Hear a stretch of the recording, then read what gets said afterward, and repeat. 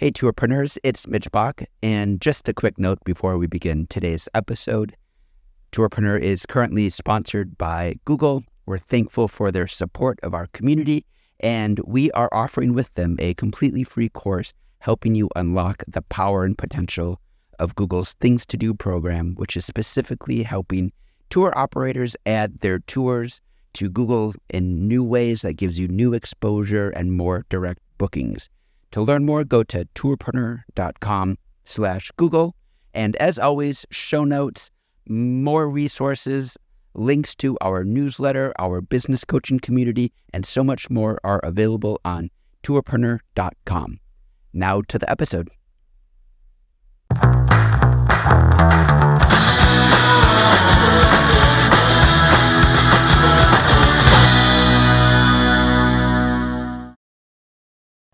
Welcome to the Women in Travel Tourpreneur podcast. I'm very excited to have a wonderful panel here today so we can have a productive and informative chat. My name is Amanda Walkins. I'm the Managing Director of the Tourism Marketing Agency, and I would like to pass the mic over to Caroline if you'd like to introduce yourself. Hi, thanks, Amanda. I'm Caroline Connor. I run wine tastings in Lyon, France, and luxury food and wine tours, and my brand name is Wine Dine Caroline. Love it. Fantastic. Carol? Hi, I'm Carol El Hawari from Mr. and Mrs. Egypt, and I also have another brand, Literary Tours in Egypt, and I'm based in Egypt. Very on brand. And Zakia, would you like to introduce yourself? Yes. Hi, everyone. My name is Zakia Mulawigiri, and I'm the founder of a social enterprise called Invisible Cities, based in Scotland, England, and soon Wales, so in the UK. I love the expansion and the growth. It's been great to see. Mary, would you like to introduce yourself? Yes, thanks, Amanda. My name is Mary Collins. I am founder of Blue Fern Travel. We're a food tour company out of Washington, D.C. We recently acquired another company called Far Horizons. It focuses on archaeology internationally. So quite the difference. So I'm excited to see that. So thank you all for joining this. I'm sure will be a helpful chat for everyone, because what we want to cover is women mentors in the travel industry.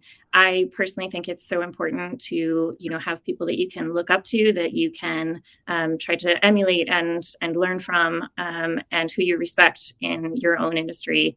And it's one thing to look up to people in other industries who might be doing something tangentially connected, but within travel, especially each of you running, a tour operation, I personally think it's incredibly important to have someone that you can look up to as a mentor.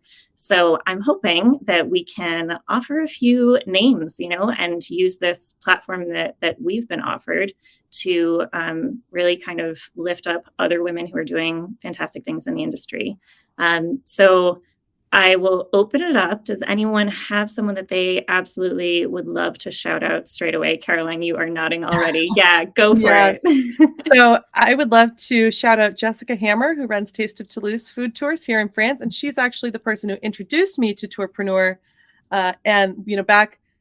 We got connected during the pandemic, right at the beginning, through a Ladies in Business in France Facebook group. And then she got me into this, and she has been such an incredible mentor. She's just someone who is, really has her product dialed in and really inspires me a lot, and has helped me work out a lot of kinks in my business, and even just down to like WordPress advice and SEO and technical things.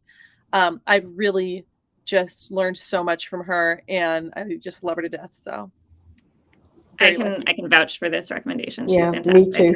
Yes. Yeah. Jessica's the greatest. I know she's been on the podcast before, so. Yeah. Hopefully, we can share that episode link too, so she can get another shout out there. Yeah. Who else has a recommendation?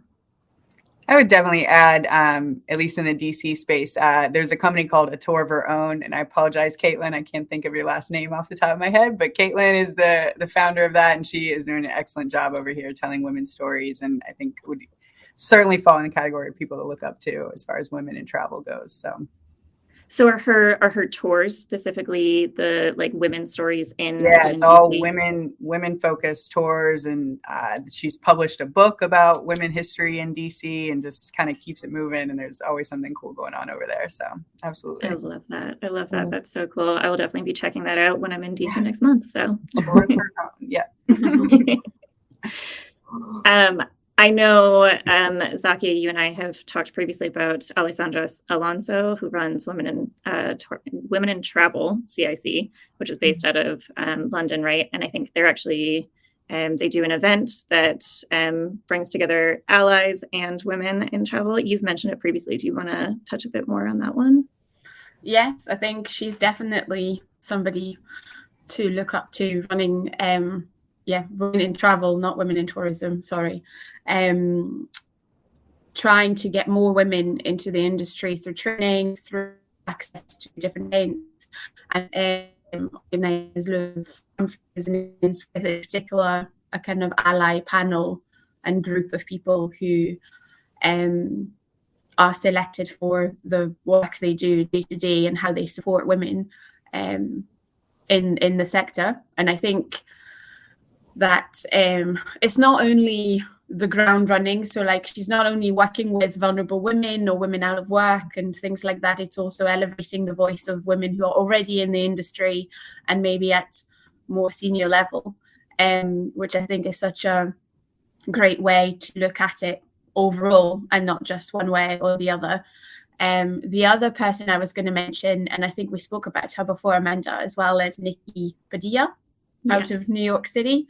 Mm-hmm. She trains guides, but also she's done a lot of work with us at Invisible Cities to look at how we support guides beyond training in the room and how we talk about safety and how we don't, how a male guide versus a female guide and how we take things into consideration.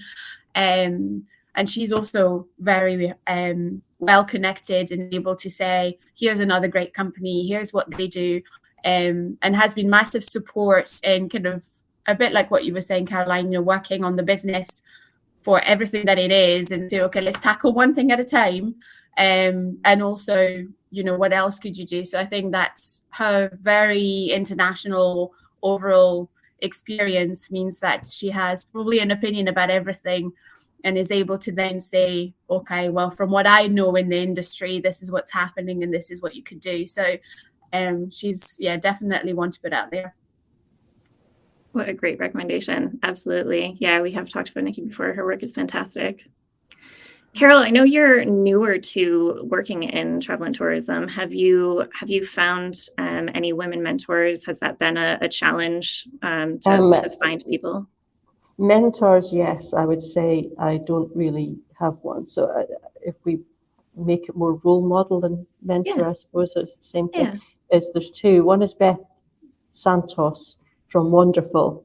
And what I really like about her is how she started with something really tiny and it's grown into this amazing thing. And I love the idea, for example, that she does conferences as well, and they're for women. And so therefore, I would rather go to that and then meet perhaps more mentors and role models at that later this year.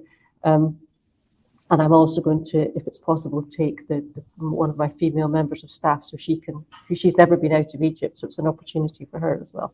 And the other person is you, Amanda, actually, because you, and I mean this as a total absolute compliment, is that you're not a really gobby, ultra, outspoken extrovert type. You are who you are, and yet still you've achieved so much in this industry that I do consider you to be very much now one of my role models. I appreciate that. Thank you. That was really sweet.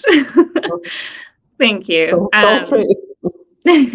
But I agree with you with Beth Santos. She's absolutely been a role model for me. I worked with the Wonderful team for a while as well, and their WIT's Travel Creator and Brand Summit is a fantastic conference, to be surrounded by women who are running businesses, who are content creators, and changing the face of the industry.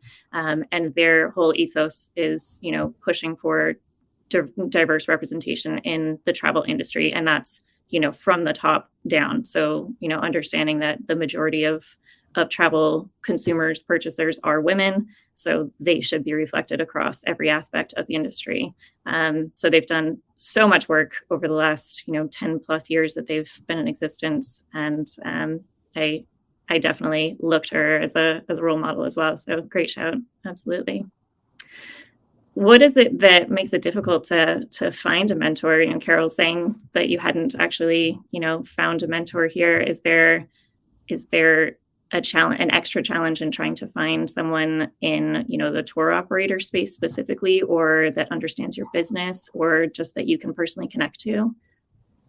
I think it's a bit of all of those, to be honest. It's and not knowing the industry and not having I have got a network now, a bit of a network anyway, but at the very beginning, I had no network, and which is why I ended up, signing up for Arrival and, Tourpreneur. And in fact, what really helped with my network was finding Chris, actually, Chris from TMA, because with the digital tourism show, and that kind of introduced me to a lot of other people in the whole industry. But when you start afresh in a completely new industry, it is, where do you find those people? Because certainly I have found none at all in Egypt. So locally, that's a problem. So I need to look elsewhere for those people. But any ideas on where I might find more? Yeah, I'd be welcome. I would, I guess, just chime in because I have kind of an interesting mentor story personally. Yes, absolutely. Basically, just when I was starting my business, I actually originally wanted to start a hostel in DC. And so I was doing lots of research on how to do that and how to put it together. And really through like friends of friends, very indirectly ended up meeting an amazing lawyer who is not at all, I apologize for that, it's my coffee maker, is not at all in the travel space, but he is very familiar with entrepreneurs in general. And literally to this day, I'm actually going to go have lunch with him later on today, but we've met every 6 weeks like clockwork. And one of the interesting things I think when I look back on it is our very first meeting, I didn't even realize we were going to be a mentor-mentee relationship. And he just started in on explaining what that really means. And like, he's a man where you get to read between the lines a little bit. So I've gotten good at that. But basically he was saying, if I give you advice, you need to go do it and come back and kind of report back. And I think for me, what that really meant is it is a give and take. And he's investing his time. And so I need to kind of, deliver, so to speak, for lack of a better way to say it. But honestly, after the hostel thing, I kind of realized I did not have money to buy a building, and the whole thing wouldn't work if you didn't own the building. And I was kind of just ready to give up. I didn't know what to do at that point. And he was really the one that kind of helped me pivot to tours in general and to start the food tour company. And so I probably wouldn't even be sitting here if it weren't for him. So I just think it's interesting that you can absolutely have people outside of the industry that are incredibly helpful as well. Relationship. So I have one of those as well, actually. I have a coach, and she is, as it happens, a woman.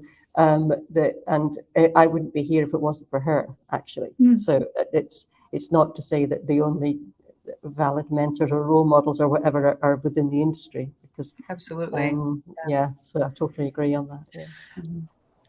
I do have someone else that I would like to shout out. Sherry Rosenthal is really amazing, and she is my mentor for retreats. So I'm moving into multi-day luxury, experiences, and her retreat blueprint program is insane. It's such a cool community.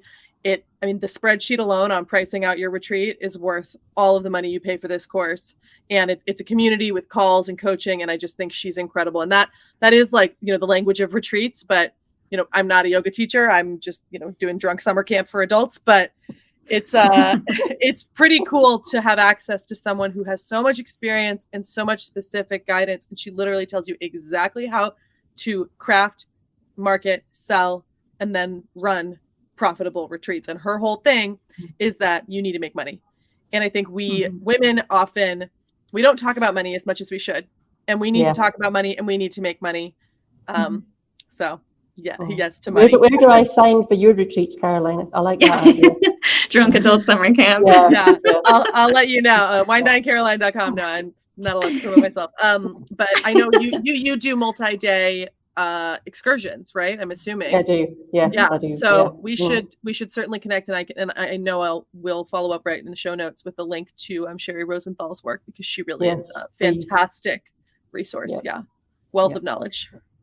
I love this. Yeah. I think to go back to, looking for a mentor, I also have one of those stories of having a mentor who was really good and worked in a very big investment firm, so nothing to do with tours, and Gear is his name, and he was so great. He was great at reading between the lines as well, and realized that I probably was at a stage where I needed to become a CEO or a leader and no longer a one-woman band. So I was used to doing everything, running around, be completely mad, and then was slowly starting to build a team. And I think one challenge to find a mentor is that where do you have the time, and you have to commit the time for that and do the homework, like Mary said. And his support was to just read the room, and I just felt like he became my friend. And I was like, I just really like you. And he was so supportive and so